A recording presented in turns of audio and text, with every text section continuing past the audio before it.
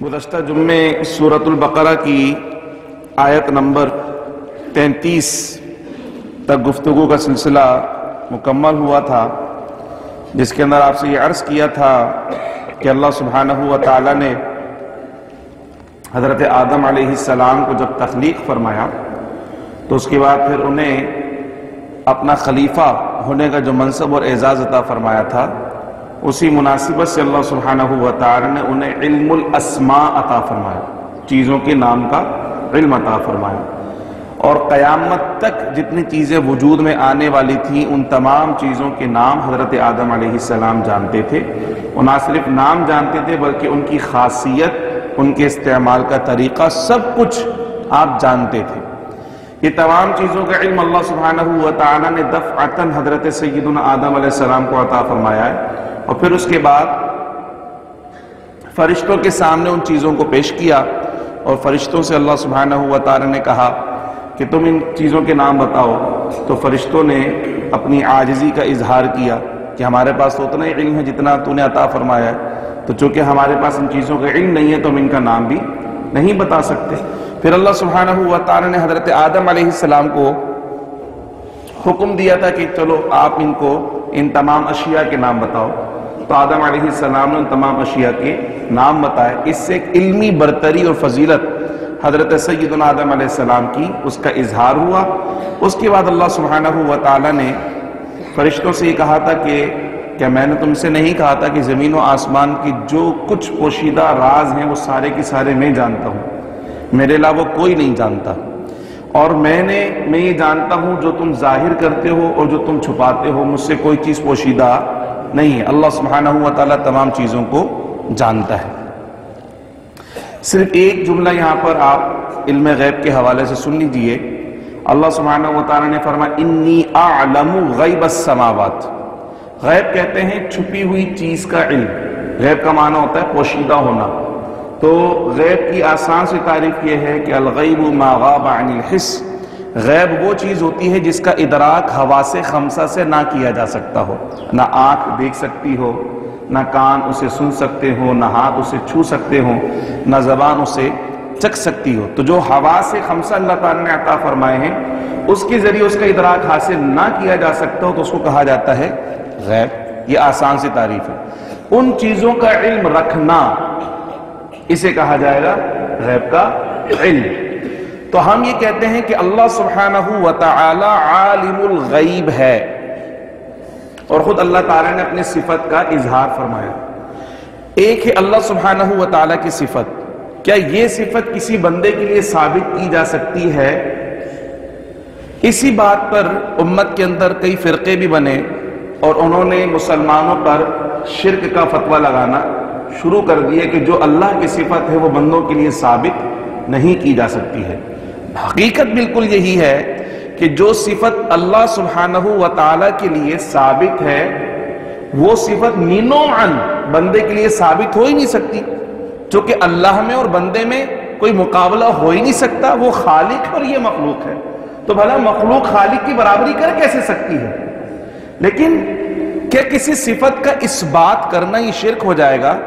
تو ایک موٹی سی مثال کے ذریعے اس بات کو سمجھیں کہ دیکھیں اللہ تعالیٰ نے قرآن میں فرمایا کہ اللہ سمیع بھی ہے اور بصیر بھی ہے، اللہ سنتا بھی ہے اور دیکھتا بھی ہے، اور اللہ نے انسان کو بھی سمیع اور بصیر بنایا، ہم بھی سنتے اور دیکھتے ہیں اور اللہ بھی دیکھتا، اور تو ہم یہ کہیں کہ اللہ کہتا ہے کہ اللہ سمیع ہے تو ہم انسان کو سمیع نہیں بول سکتے، اللہ بصیر ہے دیکھنے والا تو انسان کو بصیر نہیں بول سکتے۔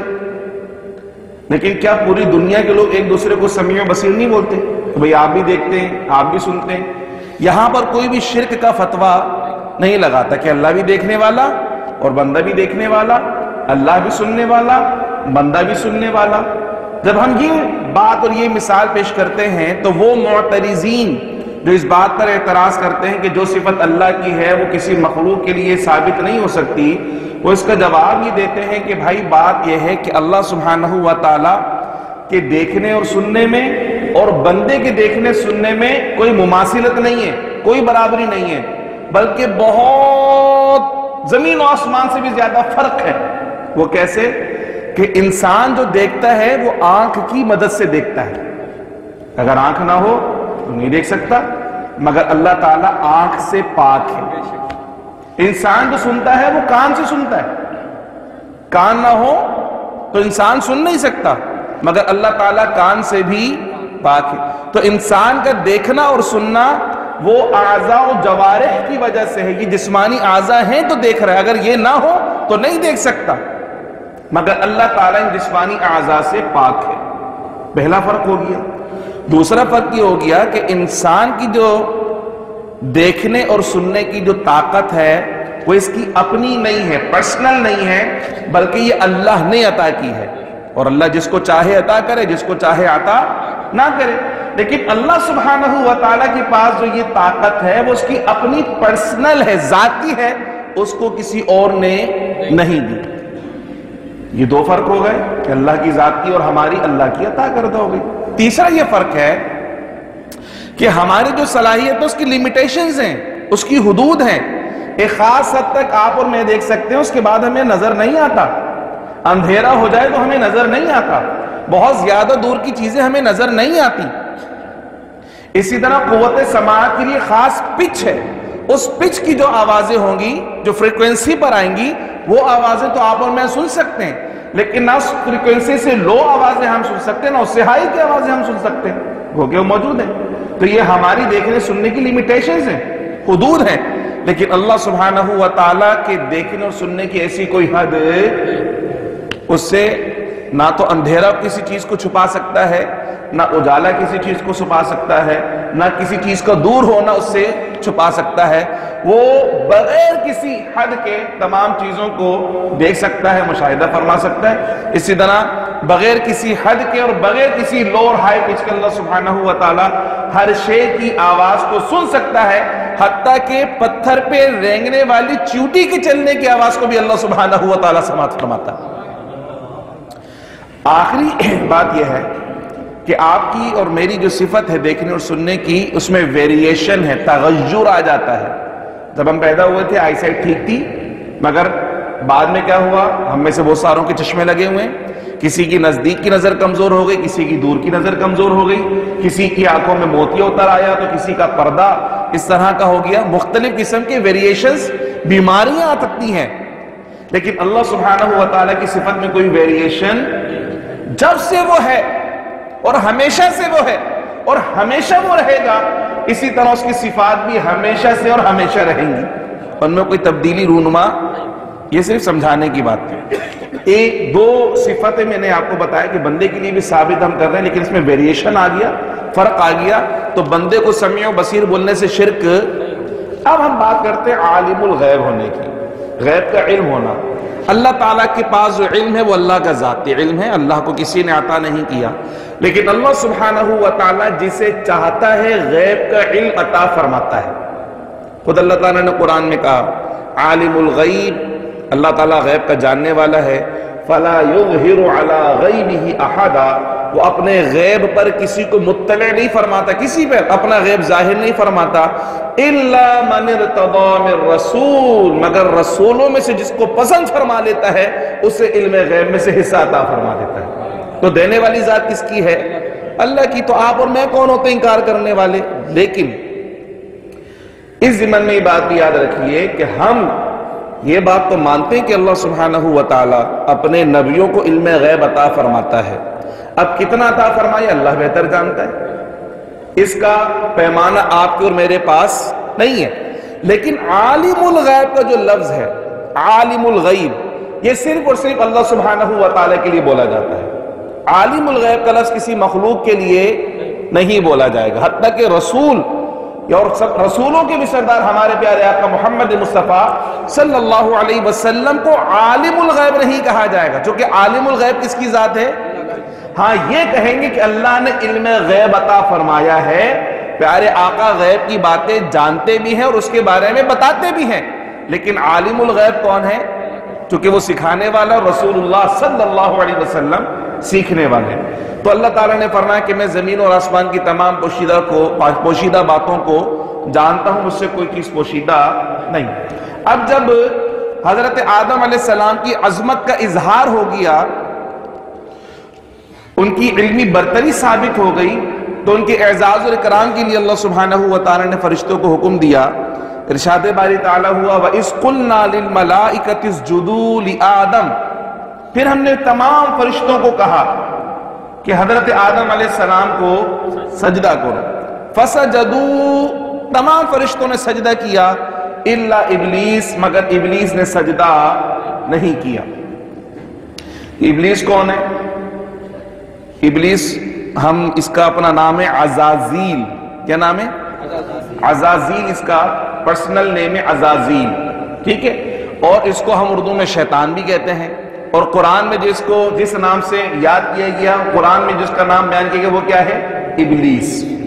اس نے سجدہ نہیں کیا، باقی سب لوگوں نے سجدہ کیا۔ اللہ تعالیٰ نے فرمایا کہ ابا، اس نے انکار کیا، واستکبر، اور تکبر کیا۔ نہ کرنے کی ایک وجہ یہ بھی ہو سکتی ہے کہ مجھے نہیں پتا تھا اس لیے میں نے نہیں کیا۔ جب نہیں پتا تھا تو چھوٹ ہوتی ہے، ٹھیک ہے، پتا نہیں تھا، اب ہم تمہیں بتا دیتے، اب انسٹرکشن کو فالو کرنا ہے۔ لیکن جب اللہ سبحانہ و تعالی نے حکم دیا، اور حکم کے وقت جب یہ موجود تھا، تو اب نہ کرنے کی وجہ لا علمی نہیں ہو سکتی۔ اب اگر نہیں کیا تو اس کی کوئی اور وجہ ہوگی، اور وہ وجہ کیا تھی وہ اللہ سبحانہ و تعالی نے بیان فرمایا ابا، اس نے انکار تو کیا، مگر صرف انکار نہیں کیا، واستکبر، بلکہ اس نے تکبر بھی کیا۔ اور اس کی جو تکبر کا اظہار ہے وہ قرآن مجید فرقان حمید کی مختلف آیتوں کے اندر بیان ہوا۔ اللہ سبحانہ و تعالی نے ایک جگہ قرآن مجید فرقان حمید کی سورۃ الصاد کے اندر اللہ تعالی نے ابلیس سے پوچھا ما منعک الا تسجد اذ امرتک، کس بات نے تجھے روکے رکھا سجدہ کرنے سے، حالانکہ میں نے تجھے حکم دیا تھا۔ آج تک تو نے جتنی عبادتیں کی ہیں میرے حکم پر کی ہیں، آج تک تیرے جو بھی افعال و اعمال تھے اور جو تجھے اعزاز حاصل تھا وہ اسی وجہ سے تھا کہ تو نے ہمیشہ میرے حکم کو مانا۔ تو جب اتنے سالوں سے تو میرا حکم مانتے ہوئے آیا تھا، تو آج کس بات نے تجھے میرا حکم ماننے سے روکا؟ صرف سجدہ کرنے کی بات نہیں ہے، بلکہ اللہ فرما رہا ہے اس امرتک، حکم تو میرا تھا نا، تجھے تو مجھے دیکھنا چاہیے تھا کہ حکم کرنے والا کون ہے، حکم کو فالو کرو۔ اس نے کہا کہ بات یہ ہے کہ خلقتنی من نار وخلقتہ من طین، یہ ہے اس کا تکبر۔ اس نے معافی نہیں مانگی، بارے اللہ مجھ سے غلطی ہو گئی، مجھے واقعی دیکھنا چاہیے تھا کہ اللہ نے حکم دیا تو اللہ جو کہہ رہا ہے مجھے تو کرنا ہے، مجھے اس میں اپنا کوئی ذاتی فائدہ یا اپنی جو ہے نا وہ یہ نہیں دیکھنا چاہیے تھا میرا نقصان کیا ہوگا، مجھے تو بس صرف رب کے حکم کو دیکھنا چاہیے تھا۔ یہاں بھی اللہ تعالیٰ نے فرمایا کہ میں نے تجھے حکم دیا تھا، تو ایکسکیوز کر سکتا تھا نا کہ ہاں مجھ سے غلطی ہو گئی، مجھے تیرا حکم ماننا چاہیے تھا، مجھے معاف فرما دے، مگر اس نے معافی نہیں مانگی۔ اس نے کہا سجدہ نہ کرنے کی وجہ یہ بیان کی کہ خلقتنی من نار وخلقتہ من طین، اس نے کہا کہ میں اس مٹی کے پتلے کو سجدہ نہیں کروں گا، چونکہ تو نے مجھے آگ سے بنایا ہے، اسے مٹی سے بنایا ہے۔ آگ کے اندر صفت استعلاء کی ہوتی ہے، آگ اوپر کی جانب اٹھتی ہے، اور اس کے اندر یہ تکبر کی کیفیت پیدا ہوئی کہ میں اس سے برتر اور اعلیٰ ہوں، میں اس مٹی کے پتلے سے برتر اور اعلیٰ ہوں۔ یہ اس کی غلطی تھی کہ اس نے حضرت آدم علیہ السلام کے خاکی وجود کو دیکھا، اس کی گمراہی کا جو سبب بنا نا، یہ پوائنٹ نوٹ کرنے والی بات ہے۔ اللہ تعالیٰ نے خود قرآن کے اندر کہا اس سے غلطی کس جگہ پہ ہوئی کہ وہ آدم علیہ السلام کے مقام و مرتبے کو نہیں سمجھا، آدم علیہ السلام کی شان علمی کو نہیں سمجھا، آدم علیہ السلام کے خلیفۃ اللہ ہونے کو نہیں سمجھا۔ اس نے کیا دیکھا؟ اس نے ان کا خاکی وجود دیکھا کہ ان کو مٹی سے بنایا ہے۔ ارے بھائی ٹھیک ہے بنایا مٹی سے، مگر ان کی شان کیا ہے وہ تو دیکھو۔ اس زمانے میں بھی شیطان جو گمراہ ہوا وہ نبی کے خاکی وجود کو دیکھ کر ہوا، اور آج کے زمانے کے اندر بھی جو کلمہ پڑھنے والے گمراہ ہوتے ہیں وہ نبی کے خاکی وجود کو دیکھ کر گمراہ ہو جاتے ہیں کہ یہ تو ہمارے جیسے ہیں، یہ تو ہمارے جیسے ہیں، چلتے پھرتے اٹھتے بیٹھتے کھاتے پیتے ہمارے جیسے ہیں، ان کا تو انتقال بھی ہو جاتا ہے۔ آپ صرف خاکی وجود دیکھ رہے ہیں، آپ وہ مقام و مرتبہ کیوں نہیں دیکھ رہے جو اللہ سبحانہ و تعالی نے اس خاکی وجود کو عطا فرمایا ہے؟ تو اس سے یہ غلطی سرزد ہوئی۔ اس نے کہا کہ یہ تو آپ مٹی سے بنے ہیں، کھنکتی ہوئی مٹی سے بنے، گارے سے بنے، اور میں آگ سے پیدا ہوا ہوں، اس لیے میں ان کو سجدہ نہیں کروں گا، ایک تھا انکار، یہاں صرف انکار نہیں تھا بلکہ اس میں تکبر بھی تھا، اور تکبر اللہ سبحانہ و تعالیٰ نے فرمایا الکبریاء ردائی، تکبر صرف اور صرف میری ذات کو زیبہ ہے، میرے علاوہ کوئی اور تکبر کرے مجھے ہرگز پسند اور گوارا نہیں ہے، چونکہ وہی ایک ذات ایسی ہے جو عاجز نہیں ہے، ساری قدرتیں اس کے پاس ہیں، تو تکبر تو وہ کرے جو ہر چیز پہ قادر ہو، جو خود عاجز ہو، جو دوسروں کا محتاج ہو، بھلا وہ تکبر کیسے کر سکتا ہے؟ تو اللہ تعالیٰ کو تکبر ہرگز پسند۔ جتنے لوگ تباہ و برباد ہوئے نا، انشاءاللہ ہم تفسیر پہ چل ہی رہے ہیں، انشاءاللہ عز و جل اللہ ہمیں ہمت بھی دے اور استقامت بھی دے، ہم گزشتہ اقوام کا تذکرہ بھی پڑھیں گے، اور اس کے اندر ان بدبختوں کا بھی ذکر آئے گا جنہیں اللہ سبحانہ و تعالیٰ نے عبرت کا نشان بنایا۔ ان سب میں ایک کیفیت مشترک پائی جائے گی کہ سب نے تکبر کیا۔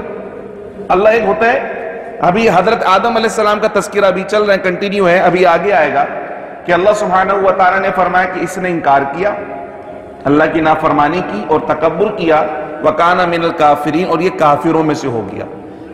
اللہ کی عبادت کرتا رہا 6 کروڑ سال تک۔ کتنے؟ 6 کروڑ سال تک اللہ کی عبادت کی ہے، سجدے پہ سجدے، سجدے پہ سجدے، سجدے پہ سجدے، کوئی چپا ایسا نہیں چھوڑا جہاں اللہ کے لیے سجدہ نہ کیا ہو، مگر ایک سجدہ جو اللہ نے اپنے محبوب کی تعظیم کے لیے کروایا، وہ ایک سجدہ اس کو بھاری پڑ گیا، اور اس نے اس ایک سجدے سے انکار کیا، تو وہ 6 کروڑ سال کی عبادتیں بھی اس کی ضائع ہو گئی، اور اللہ نے خود قرآن میں کہا بھی یہ کافر ہو گیا، وَكَانَ مِنَ الْكَافِرِينَ۔ واپسی کا کوئی رستہ نہیں بچتا، تم میری نافرمانی کرو گے تو میں ستار بھی ہوں، غفار بھی ہوں، پردہ بھی ڈال دیتا ہوں، معاف بھی کر دیتا ہوں، لیکن جب میرے محبوبوں کی اتھارٹی کو چیلنج کرو گے پھر وہ بات عزت کی ہو جاتی ہے، اس کے اندر کوئی کمپرومائز نہیں ہوتا۔ یہی دیکھو یہاں شیطان کے ساتھ کیا ہوا، اس نے آدم علیہ السلام کے لیے سجدہ تعظیمی نہیں کیا، عبادت کا سجدہ نہیں تھا، یہ تعظیم کا سجدہ تھا، ان کے احترام کا سجدہ تھا، نہیں کیا۔ اللہ نے فرمایا وَكَانَ مِنَ الْكَافِرِينَ، وہ کافروں میں سے ہو گیا۔ اب ادھر حضور کی بارگاہ کو دیکھیں، سورہ حجرات، اللہ سبحانہ و تعالیٰ فرماتا ہے لا ترفعوا اصواتکم فوق صوت النبی، اپنی آوازیں نبی کی آواز سے اونچی نہ کرو، ولا تجہروا لہ بالقول کجہر بعضکم لبعض، اور جس طرح آپس میں ایک دوسرے سے چیخ چیخ کر باتیں کرتے ہو، ہمارے حبیب سے ایسے بات نہ کرنا۔ کیا ہوگا اگر تم نے ایسی کوئی حرکت کی، ان تحبط اعمالکم وانتم لا تشعرون، تمہاری ساری نیکیاں ضائع ہو جائیں گی، تم کو پتہ بھی نہیں چلے گا۔ خدا کی نافرمانی نہیں کی، یہاں پر اس آیت مبارکہ میں کیا بتایا؟ اللہ کی نافرمانی نہیں کی تھی، بلکہ کس کا ادب نہیں کیا؟ اللہ کے رسول کا ادب نہیں کیا۔ جب اللہ کے رسول کا ادب نہ ہو تو اللہ تعالیٰ فرماتا ہے کہ جو عبادت تم نے میرے لیے کی تھی نا، اگر میرے محبوب کا ادب نہیں کرو گے تو وہ ساری کی ساری ضائع ہو جائیں گی، تم کو ہوا بھی نہیں لگے گی، تم اپنے زعم میں بڑے متقی و پرہیزگار بنے گھوم رہے ہوگے، لیکن حقیقت یہ ہے کہ جب بروز آخرت اللہ سبحانہ و تعالیٰ کے بارگاہ میں حاضر ہوگے تو تمہارے پلے کوئی نیک عمل باقی نہیں رہے گا۔ تو ایسے احباب جہاں آداب رسالت نہ ہو، یا حضور علیہ السلام کے متعلقین کے آداب نہ ہو، یعنی نبی کے صحابہ کا ادب نہ ہو، نبی کے گھر والوں کا ادب نہ ہو، ان سب کا ہم ادب کیوں کرتے ہیں؟ نبی کی وجہ سے کرتے ہیں۔ صحابی کس کے؟ نبی کے۔ اہل بیت کس کے؟ نبی کے۔ تو ان لوگوں کا بھی ادب کس کی وجہ سے ہو رہا ہے؟ حضور کی وجہ سے ہو رہا ہے۔ تو ایسے افراد اور گروہ جہاں آداب رسالت نہ ہو یا آداب متعلقین رسالت نہ ہو، ان کی عبادتوں پر کبھی بھی آپ توجہ نہ دیں، آپ ان کے سجدوں کی وجہ سے پریشان نہ ہوں، آپ ان کی محرابوں کی وجہ سے ٹینشن میں نہ آئیں۔ وہ سب کچھ جمع کر رہے ہیں، لیکن جب اس بارگاہ کا ادب نہیں ہوگا تو یہ ساری عبادت، ریاضت اور مجاہدہ ان کے کسی کام آنے والا نہیں۔ تو ایک سجدہ تعظیم کا نہیں کیا، اللہ سبحانہ و تعالی نے ساری نیکیاں ان کی غارت اور برباد کر دی، فرمایا یہ کافروں میں سے ہوگی۔ اس لیے ہمیں بھی یہ چاہیے کہ جو ہم عبادتیں اللہ کے کرم سے کر لیتے ہیں، ان کو سنبھالنے کا طریقہ کیا ہے؟ ان کو سنبھالنے کا طریقہ یہی ہے کہ اللہ کے محبوبوں کی بارگاہ کا ادب کیا جائے، ورنہ اس کی ایکسپائری آ جائے گی اور ہم کو پتہ بھی نہیں چلے گا۔ وہ تو رائندہ درگاہ ہو گیا نا، 6 کروڑ سال کی عبادت اس کی ہو گئی برباد، اور ابلیس کو اللہ سبحانہ و تعالیٰ نے اپنے دربار سے نکال دیا، فرمایا فَإِنَّكَ رَجِيمٌ، آج سے تو مردود ہو گیا، ٹھکرایا وہ ہو گیا ہے۔ اور اس زمانے سے لے کے آج تک لوگ اسے کیا کہتے ہیں؟ مردود، شیطان مردود، شیطان مردود۔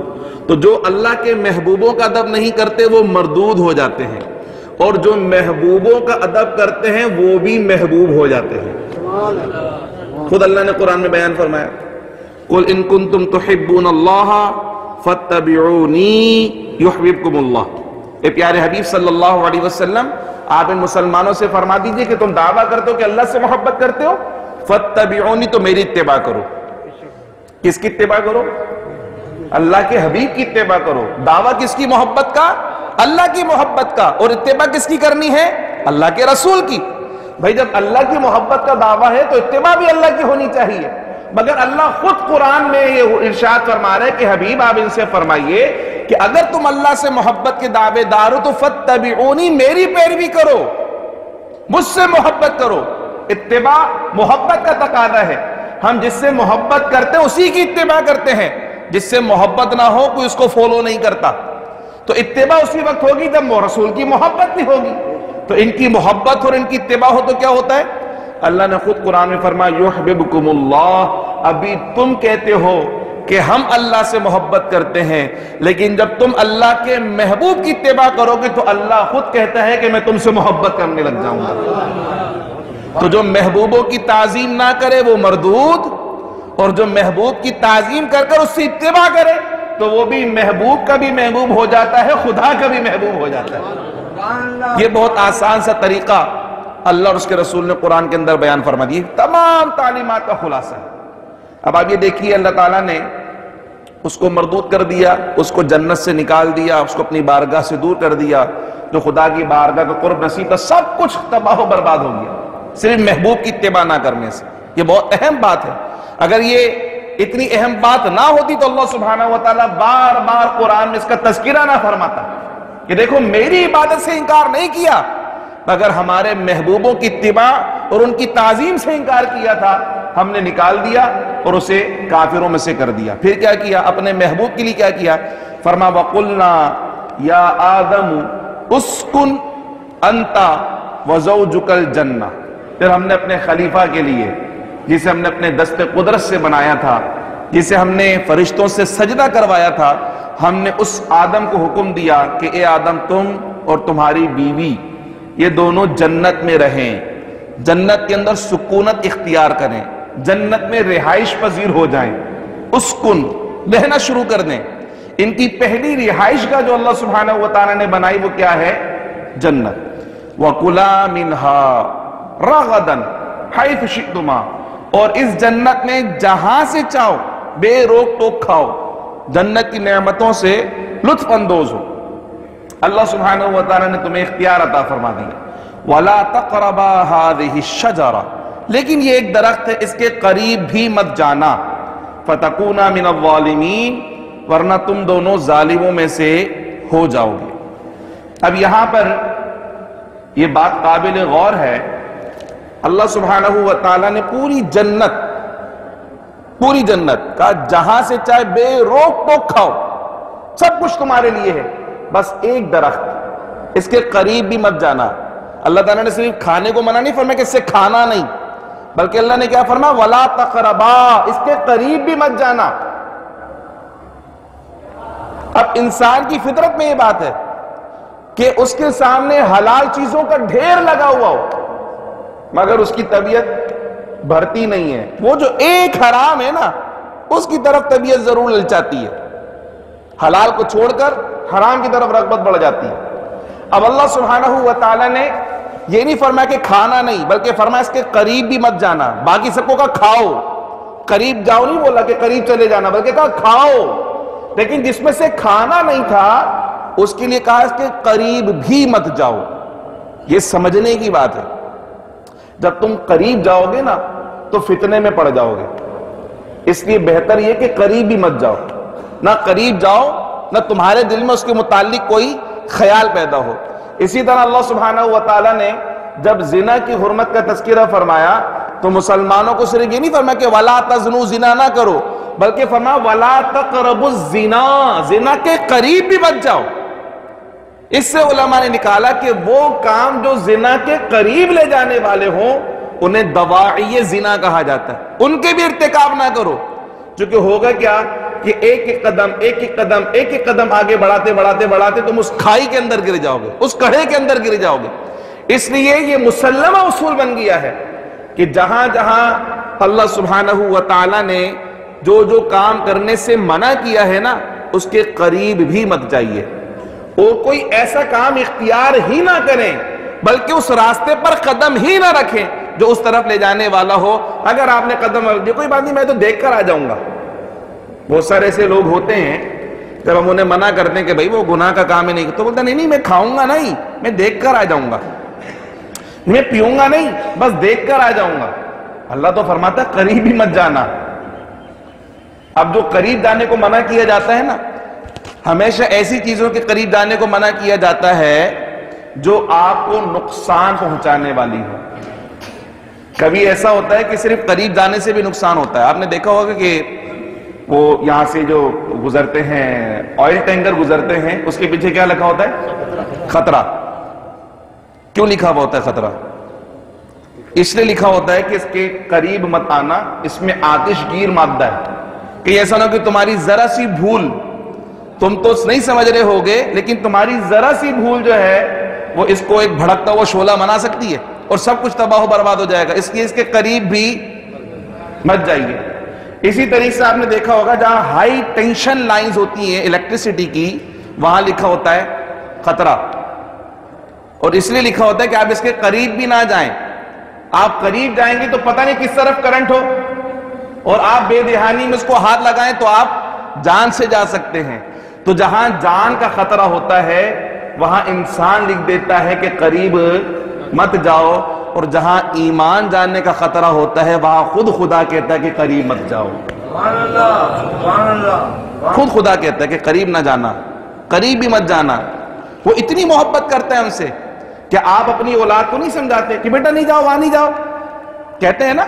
کیوں؟ کیونکہ آپ اپنی اولاد سے محبت کرتے ہیں، آپ چاہتے اسے کوئی نقصان نہ پہنچے، اس سے کوئی تکلیف نہ پہنچے۔ تو جہاں کہیں آپ کو خطرہ نظر آتا ہے فوراً کیا کہہ دیتے ہیں کہ بیٹا قریب نہیں جاؤ، اور پھر بھی قریب جائے تو کیا کرتے ہیں آپ؟ سرزنش کرتے ہیں نا۔ تو وہ آپ کی جو سرزنش ہوتی ہے وہ محبت کی ہوتی ہے کہ میں نے منع کیا تھا مت جاؤ، تم تکلیف میں آ جاؤ گے، تمہیں کوئی تکلیف و چوٹ پہنچ جائے گی۔ آپ اپنی اولاد سے اتنی محبت کرتے ہیں، اور خدا کی محبت کا عالم یہ ہے کہ سرکار فرماتے ہیں کہ خدا ہم سے ہماری ماں سے 70 درجے زیادہ محبت کرتا ہے۔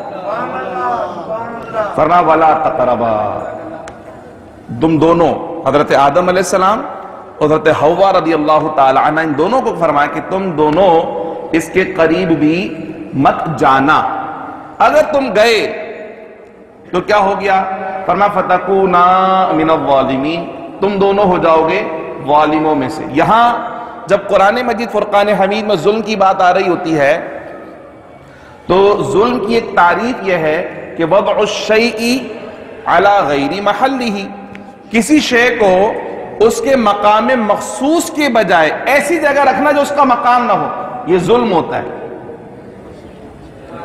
مثال کے طور پہ امامہ شریف کا مقام کیا ہے؟ سر۔ اگر کوئی معاذ اللہ ثم معاذ اللہ اس کو اگر قدموں میں رکھے گا تو کیا ہو جائے گا؟ چونکہ اس کا مقام سر ہے، اس کے مقام سے ہٹ کر اس کو رکھا جائے گا تو یہ ظلم ہے۔ اللہ سبحانہ و تعالیٰ نے جب قرآن میں ظلم کی بات کی ہے تو یہاں پہ جو ظلم ہوتا ہے اس سے مراد ہوتا ہے گناہ۔ کیا ہوتا ہے؟ اگر تم اللہ سبحانہ و تعالیٰ کی نافرمانی کرو گے تو کیا ہو جاؤ گے؟ گناہگار ہو جاؤ گے۔ اچھا، اس گناہ کا الٹیمیٹ ریزلٹ کیا ہوگا؟ تم اپنے اوپر خود ظلم کرو گے۔ وہ کیسے؟ اللہ نے تم کو بنایا ہے جنت کے لیے، لیکن جب گناہ کرو گے تو کہاں چلے جاؤ گے؟ زور سے بتاؤ۔ اللہ نے تمہیں کس کے لیے بنایا؟ تو تمہارا مقام کیا ہے؟ جنت۔ تو تم تو جنت میں اچھے لگتے ہو، لیکن اگر تم گناہ کرو گے تو جنت سے نکال کر تمہیں کہاں ڈال دیا جائے گا؟ وہ تمہارا مقام تھوڑی ہے بندے. اللہ تو چاہتا ہی نہیں کہ اپنے بندوں کو جلاؤں. اللہ تو چاہتا ہے کہ بندوں کو نعمت عطا فرماؤ، لیکن تم نے اللہ کی نافرمانی کر کر اپنی جانوں پر ظلم کیا اور جنت والا ٹھکانہ چھوڑ کر جہنم کے ٹھکانے کے لیے اپنے آپ کو تیار کر لیا. تو حضرت آدم علیہ السلام کی سکونت کا معاملہ ہوا، انہیں جنت میں ٹھہرا دیا گیا. ان کے لیے ریلیف یہ تھا کہ جو چاہیں کھائیں، جہاں سے چاہیں کھائیں، بلا روک ٹوک کھائیں، مگر ایک درخت کا اللہ سبحانہ و تعالیٰ نے منع فرمایا. اچھا، یہاں پر ہمارے کچھ لوگ ایسے بھی ہیں جو ایسی چیزوں کو جاننے کی کوشش کرتے ہیں جس کا ذکر اللہ نے قرآن میں نہیں کیا. اس میں سے ایک یہ درخت بھی ہے. اللہ تعالیٰ فرمانے وَلَا تَقْرَبَا هَذِهِ الشَّجَرَةَ، بس درخت کے قریب مت جانا. یہ درخت کون سا ہے اللہ تعالیٰ نے یہاں پر بیان نہیں فرمایا. اب اس کو جاننا ہے لوگوں کو، جو میسج مل رہا ہے وہ نہیں جان رہے، وہ سمجھنے کی کوشش نہیں کر رہے. یار وہ درخت کون سا تھا؟ وہ سیب کا درخت تھا، امرود کا درخت تھا، آم کا درخت تھا، گندم کا تھا، جو کا تھا، چاول کا تھا، کس چیز کا تھا؟ اس کے پیچھے پڑ گئے کہ آدم علیہ السلام نے کیا کھایا تھا. آپ اس کو چھوڑیں، آپ یہ دیکھیں یہ درخت ایک علامت ہو گئی کہ اللہ نے منع فرما دیا قریب مت جانا.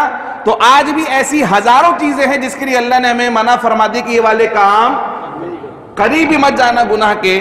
اگر ہم بھی اس کا ارتکاب کریں گے تو ہم بھی اپنی جانوں پر ظلم کر لیں گے. جس چیز کا تعین اللہ نے قرآن میں نہیں کیا اور رسول اللہ صلی اللہ علیہ وسلم نے اپنی حدیث میں جس چیز کا تعین نہیں کیا، کوئی اور اس کا تعین نہیں کر سکتا. چونکہ قرآن کس پہ نازل ہوا؟ سرکار کے قلب اطہر پر. تو قرآن کی پوشیدہ باتیں کون ہمیں بتائے گا؟ حضور. اور وہی حتمی ہوں گی، اس کے علاوہ کوئی کچھ بھی بولتا رہے وہ حتمی بات. اس لیے آپ ایسی چیزوں کو ڈھونڈنے کی کوشش نہ کریں جس کا ذکر اللہ نے قرآن کے اندر نہیں کیا اور اللہ کے رسول نے اپنی احادیث میں نہیں کیا. اس کو آپ ویسے ہی چھوڑ دیں. آپ یہ دیکھیں کہ میسج کیا مل رہا ہے، اس میسج کو سمجھنے کی اور اس پر عمل کرنے کی کوشش کریں. اللہ سبحانہ و تعالی ہم سب کو قرآن مجید فرقان حمید پڑھنے، سمجھنے اور عمل کرنے کی توفیق عطا فرمائے. جنت میں حضرت آدم علیہ السلام پہنچ چکے ہیں. اب یہاں سے ان کے ازلی دشمن شیطان، چونکہ آدم علیہ السلام کو سجدہ نہیں کیا تو اللہ کی بارگاہ سے نکال دیا گیا. تو اب بھی وہ یہ سمجھ رہے کہ آدم کی وجہ سے میں نکلا ہوں. وہ یہ نہیں سمجھ رہا کہ میں سجدہ نہ کرنے کی وجہ سے نکالا گیا ہوں، میں رب کی نافرمانی کرنے کی وجہ سے نکالا گیا ہوں، میں تکبر کرنے کی وجہ سے نکالا گیا ہوں. اب بھی اپنی غلطی کی طرف اس کا دھیان نہیں ہے، بلکہ اب بھی وہی سمجھتا ہے کہ یہ آدم علیہ السلام کی وجہ سے ہوا. تو اب اس نے آدم علیہ السلام سے دشمنی ٹھان لی اور یہ دشمنی نسلوں کے اندر منتقل ہوئی اور آج تک یہ دشمنی چلتی چلی آ رہی ہے. اللہ تعالیٰ نے قرآن میں فرمایا ان الشیطان للانسان عدو مبین، انسان کا سب سے بڑا دشمن جو ہے نا وہ شیطان ہے. یہ اللہ نے قرآن کے اندر بیان فرما دیا ہے. تو اب وہ شیطان اپنی غلطی کو نہیں دیکھ رہا، وہ حضرت آدم علیہ السلام کو دیکھ رہا ہے اور وہ آدم علیہ السلام سے دشمنی نکالنے کی کوشش کر رہا ہے. آگے جو صورت آ رہی ہے انشاءاللہ قرآن کی آیتوں کی روشنی میں اس کو سمجھنے کی کوشش کریں گے. ہم بھی ایسے ہی کرتے ہیں کہ اگر ہمیں سرزنش ہوتی ہے کسی وجہ سے تو ہم اپنی غلطی کی طرف نگاہ نہیں کرتے، ہم سامنے والے کو اس کا قصوروار ٹھہرا رہے ہوتے ہیں. اور یہ آدم علیہ السلام اور اللہ کے نبیوں کا طریقہ نہیں ہے. ان کا طریقہ کیا انشاءاللہ اگلی آیتوں کے اندر بیان کیا جائے گا. اللہ کریم ہم سب کو حق بات سننے، سمجھنے، اس پر عمل کرنے کی توفیق عطا فرمائے.